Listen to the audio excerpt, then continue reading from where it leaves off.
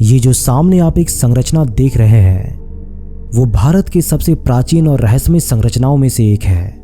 ये कोई सामान्य संरचना नहीं है, बल्कि इसे तांत्रिकों का विश्वविद्यालय कहा जाता है।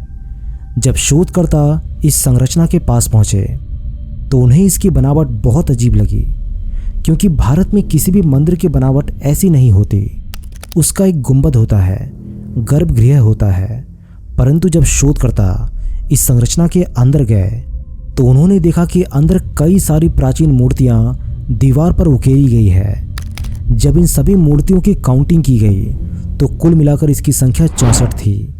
बाद में जब भारत के इतिहास और शास्त्रों को खंगाला गया तो पता चला कि ये तो 64 योगिनी मंदिर है, जहाँ पर प्राचीन काल से भयंकर तांत्रिक क्रियाएं होती थी और इसे तांत्रिकों का विश्वविद्यालय कहा जाता था।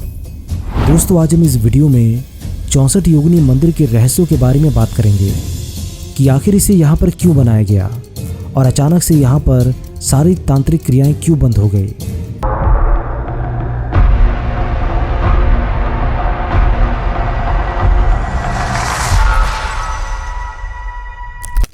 प्राचीन काल में भारत में कुल 4 64 योगिनी मंदिरों का निर्माण करवाया गया था। इनका मुख्य उद्देश्य था भारत में तंत्र साधना की जड़ें मजबूत करना।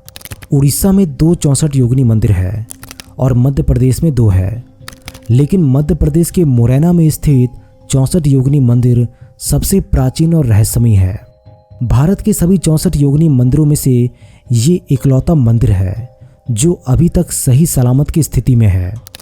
मुरैना में स्थित ये मंदिर तंत्र मंत्र के लिए दुनिया भर में जाना जाता था। इस रहस्यमय मंदिर को तांत्रिक यूनिवर्सिटी भी कहते थे। यहाँ पर दुनिया भर से लाखों तांत्रिक तंत्र मंत्र सीखने आते थे। इस 64 योगिनी मंदिर का निर्माण 9वीं और 12वीं शताब्दी के बीच कलचुड़ी, चंदेल और प्रतिहार राजवंशों के शासनकाल में हुआ था। ये मंदिर एक पहाड़ी पर 100 फीट ऊंचाई पर बनाया गया है। ये अपने गोलाकार आकार और खुली हवा वाले डिज़ाइन की विशेषता के लिए जाना जाता है। इसके साथ ही इसमें 64 कमरे हैं, जिन 64 कमरों में शिवलिंग की स्थापना की गई है। हम भारतवासियों के मन में तंत्र को लेकर हमेशा से ही एक गलत धारणा रहती है। हम सोचते हैं कि तंत्र क्रियाएं सिर्फ और सिर्फ दूसरों को क्षति पहुंचाने के लिए की जाती है, परंतु ऐसा नहीं है। सब कुछ तंत्र पर ही आधारित है। सर्वप्रथम तंत्र का ज्ञान स्वयं आदि योगी शिव ने दिया था।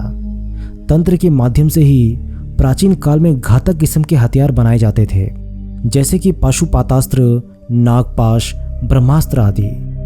इसी तरह तंत्र से ही सम्मोहन, त्राटक, त्रिकाल, इंद्रजाल, परा, अपरा और प्राण विद्या का जन्म हुआ। प्राचीन काल का भारत तंत्र के ज्ञान से समृद्ध था, परंतु युग बीता और ये गलत हाथों में चला गया। उसके बाद तंत्र के जानकार गुरुओं ने इस ज्ञान को गुप्त बनाकर हजारों सालों से अपने पास सुरक्षित रखा और गुरु शिष्य परंपरा के अनुसार इस ज्ञान को गुरु अपने शिष्य को देते थे।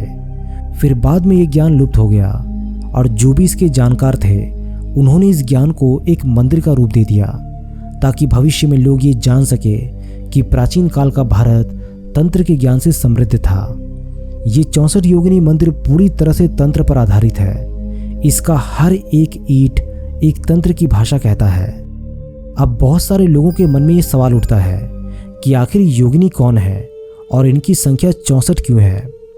दरअसल 64 योगिनियों का उल्लेख पुराणों में मिलता है, जिनकी अलग अलग कहानी है।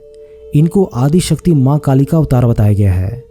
कहा जाता है कि घोर नामक दैत्य के साथ युद्ध करते करते माता ने ये अवतार लिए थे। ये भी माना जाता है कि ये सभी माता पार्वती की सखियां हैं। ब्रह्मा वैवर्त पुराण में भी इन योगिनियों का वर्णन मिलता है। इनकी संख्या 64 होने के पीछे भी कुछ तथ्य है, जैसे कि स्त्री के बिना पुरुष अधूरा है, वही पुरुष के बिना स्त्री अधूरी है। एक संपूर्ण पुरुष और एक संपूर्ण स्त्री को मिलाकर कुल 64 कलाएं होती है। भगवान शिव और शक्ति जो संपूर्ण कलाओं से युक्त है, उनके मिलन से ही प्रकट हुई थी ये 64 योगिनियाँ। इस मंदिर तक पहुंचने के लिए आपको 200 सीढ़ियाँ चढ़नी पड़ती है। मंदिर के बीच एक खुला मंडप है जिसमें एक विशाल शिवलिंग स्थापित है।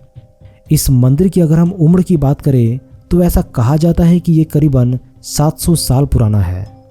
ये मंदिर प्राचीन काल में इतना मशहूर था कि देश विदेशों से कई लोग यहाँ पर तंत्र साधना का ज्ञान लेने आते थे। आपको जानकर यह आश्चर्य होगा कि भारत का संसद भवन का डिजाइन भी इस मंदिर से ही लिया गया था। दोनों ही गोलाकार संरचना के हैं। 64 योगिनी मंदिर में 64 कक्ष है। संसद भवन में 340 कक्ष है। जिस तरह 64 योगिनी मंदिर के बीच में एक विशाल कक्ष है जिसमें बड़ा शिव मंदिर है, उसी तरह संसद भवन के बीच में एक विशाल हॉल है।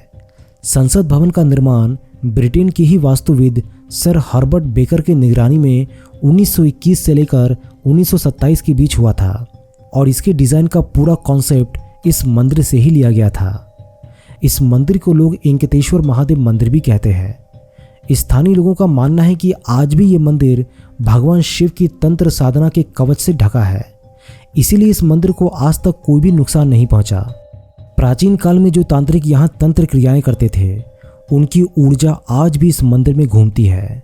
ये मंदिर आज भी रात के वक्त इतना भयानक दिखता है कि इस मंदिर में किसी को भी रात में रुकने की अनुमति नहीं है।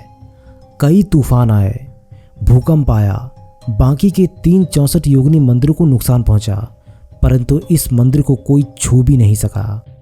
समय बीता और धीरे धीरे ये मंदिर और यहाँ पर होने वाली तंत्र क्रियाएं लुप्त होती चली गई। ये ज्ञान धीरे धीरे शहरीकरण और इंसानी मानसिकता के बदलाव के कारण लुप्त हो गई।